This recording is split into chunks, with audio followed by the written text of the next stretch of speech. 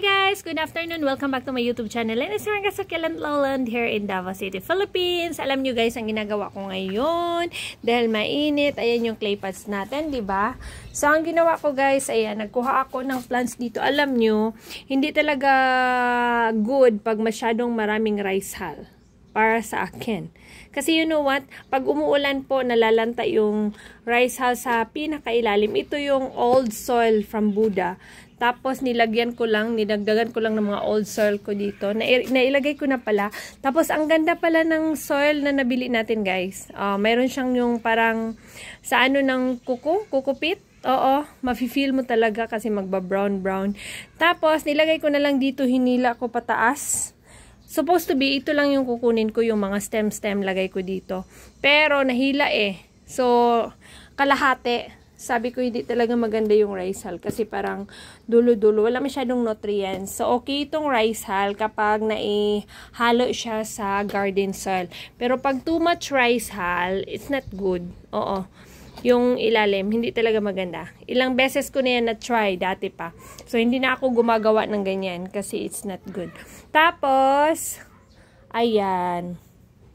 Haluan nyo lang ng rice hull yung soil. Tapos ito guys, ayan, nagumpisa na akong maglagay. Papakita ko sa inyo after yung finished product. Anyway, while doing this, ang ginagawa ko, ayan, nagluluto po ako guys. Well, nag-gardening, pero hindi ka, nagwawash ako ng hands ha. So, nag-stop muna ako, magsabon muna, then after, ano nito. Tapos, dito sa likod, di ba madilim? Ayan, naglalaba po ako guys. Ayan. So, magda-dry na ako ngayon.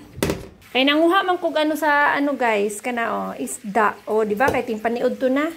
Kung saan nagudura sa di ba? 12:25. Ayan, busy manggod ko sige garden. Ite. Yeah, hi sa life. Ako ang busy. Akong mga anak busy po ginadjet. Pagkahuman, magluto po ko og saging. I will cook this one guys kasi overripe na. Look at, ba? Overripe na. And guys, back to gardening tayo. So, ayan. So, ito, kinuha ko din. Yung mga maliliit na may iwan dyan, possible magdagdag ako ng soil. Tsaka yung mga kinuha ko dito, meron kasi akong kinuha. Ayan. Ayan, this one. So, ilalagay ko sa isang pot para compress talaga siya. O, diba? So, kunin natin ito. Ito, hilain ko lang kung makaya. Ginagawa ko, okay naman maghila, guys. Wala namang problema doon. Basta, kapag nagtanim ka na may mga maraming roots na naputol, wag ka po magdilig. Yan lang ang sikreto. Okay? Ma'am, pwede pala magripat kahit kahit basa yung soil. Ako, yes. Pwede naman. Basta hindi lang diligan. Silong ko to mga 3 days. So, ayan. Nakuha natin to. Lagay natin dito. So, yan yung forma ng mukha niya. Dami niyang roots actually. Pero, inano ko siya ng gunting guys. Hindi ko na naipikita. Tinusok-tusok ko para makuha siya. Ito lang. So, ayan na po yung output ng aking repotting ng Purple Delight. O, ayan. So, another member ng mga malalaking pots. May partner na siya. Yan na. Tadang-tadang. Super big. Super big. Look at my hand and look at the Purple Delight. 4 pots. 1, 2, 3, 4. Tapos yung mga maliliit lagay ko dyan. So pag lumaki na yung mga maliliit, magiging ganito na. For sure. Charot. Tapos, anyway guys, yung iba, hayaan ko na lang kay may incoming tayong succulent. Oo. Tapos, yung the rest, yung pots niya, na-recycle ko. Lahat ng maliliit na parang na-reject doon sa malaking pot. So, nilagay ko dito. Ito yung pinagkunan ng malaki. Then, next, wala. Ito, nilabas ko na. Kasi, medyo stable na po siya. 1 week na. Tapos, saan yung isang pot? Ayun, dito. Yung isang pot, guys, meron pang naiwan na ganito. Pero, hinayaan ko na lang kasi may mga leaves na may pops na. So, dinagdagan ko na lang ng cheesecake. Para at least mayroong paparating, di ba? Tapos ito yung isa, ayan, for the long time na hindi ako nag-arrange ng leaves, kanina in-arrange ko kasi pag isapaw-sapaw ko ang daming leaves, so ginanyan ko na lang patagilid So, ayan. Para magkasya yung napitas ko ng mga leaves kanina. Tapos, guys, nagripat pala ako ng arbiculata pala to, variegated. Naripat ko siya kasi sa malaking pot.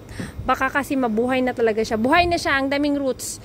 Hindi ko lang naipakita kanina, tapos may mga leaves akong nilagay dyan. So, ang gagawin ko na lang dito yung mga leaves, mag-leaf pro pa ako. Hulugan ko na lang dyan ng leaf propagation.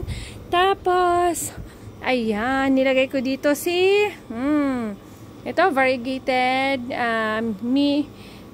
Merine. O, diba? Dali, kayo ko kalimot. So, anyway guys, mayroon pa akong ginawa. Ayan, niripat ko after 2 years. 2 years siyang nagtyaga dito na pot. Matagal na to. As in, super. Nung hinatid ko to dito, ito pa yung original pot niya. May sili. Hayaan ko na lang ang sili. Tapos may leaf dyan. So, ang gagawin ko, pag may makuha kong leaves, lagay ko na lang dyan. Tapos, ayan, si zebra. Oh, yung iba niyang roots, alam nyo, nalanta sa pinakailalim. So, may mga new roots siya. Ayan, new soil. So, nilagay ko na lang dyan. Super ganda ng zebra natin. 2 years old. Yeah. At saka, ang dami niyang pops, no? Diba? Nagpaplano pala ako, guys, na ito sana magripat ako sa malaki. Ito, yung mga stinky ko. Hanggang stinky dun sa taas. Gusto kong magripat. Kaso lang, baka ma-distract. Oo, or ma-disturb yung mga roots nila. Hayaan ko na lang. Tapos guys, meron pala akong Prinopigate. Nasabi ko na ba to na cactus? Ayan, parang nasabi ko na. Tapos yung isa pala hindi ko na ginalaw. This one. Oo. Hindi ko na ginalaw. May mga maliliit dyan na mga succulent. So, hinayaan ko na lang.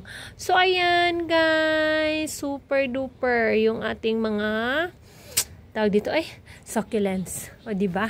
So, ito kakapal din to. Lalaki din to. Slow grower talaga to masyado ba. Matagal na to dito na pot. Ewan bakit. Oh. Tapos this way, may nalata. May nagka-stem rot sa dulo. Ayan, patay yung stem. Yan. Tingnan ko na lang. Ay, hayaan ko na lang. Mamaya na.